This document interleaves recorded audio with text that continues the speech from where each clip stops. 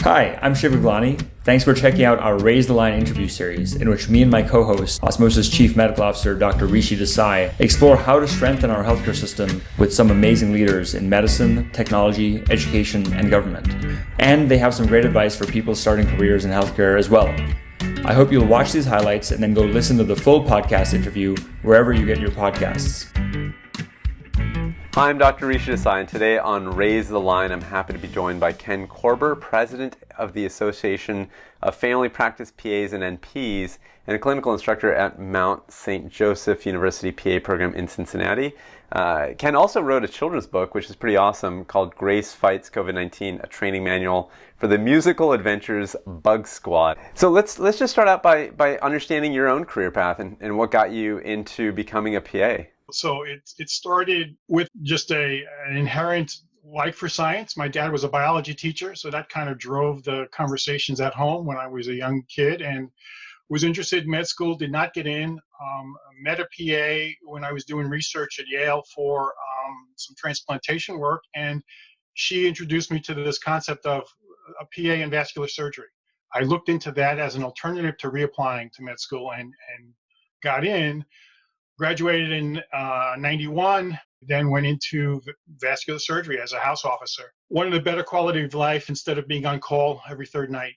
So I switched over to cardiology and then slowly got into medical education, both as a medical writer and faculty within the PA world. So peer-to-peer kinds of platforms.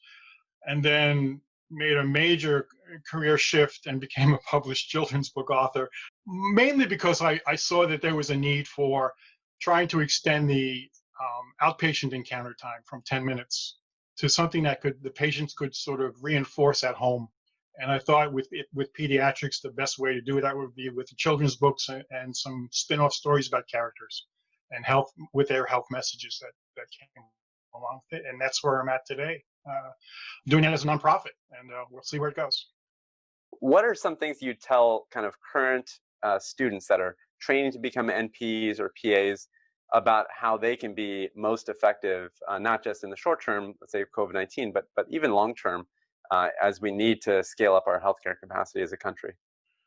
Yeah, from the primary care point of view, it's always, whole patient, whole family, whole community kind of a thing, the holistic attack on sort of continuum of care. And the football analogy is always a good one. The doc is the quarterback, but you need wide receivers and you need running backs to score the touchdown. It's not all about them, and it's more about the team. And don't forget the patient. In the back of your mind, you're thinking about Mrs. Jones, who's an African American female with diabetes, versus Mr. Smith, who's a 62-year-old white patient.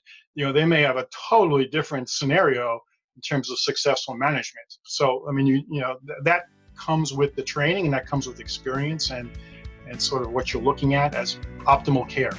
That's what it boils down to. Thanks for watching this preview of Raise the Line. To hear the full interview, check out all of our podcasts and subscribe to the series. Please go to osmosis.org/Raise the Line podcast or listen wherever you get your podcasts.